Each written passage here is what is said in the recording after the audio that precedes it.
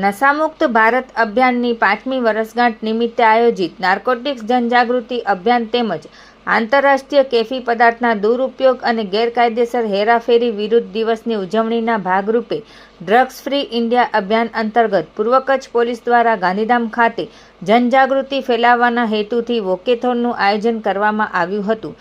તારીખ 26 જૂનના રોજ સવારે 7 વાગે પોલીસ અધિક્ષક ગાંધીધામની કચેરી ખાતેથી વોકેથોનનો પ્રારંભ કરવામાં આવ્યો હતો। વોકેથોન પોલીસ અધિક્ષક કચેરીથી શરૂ થઈ મુન્દ્રા સર્કલ સુધી યોજાઈ હતી।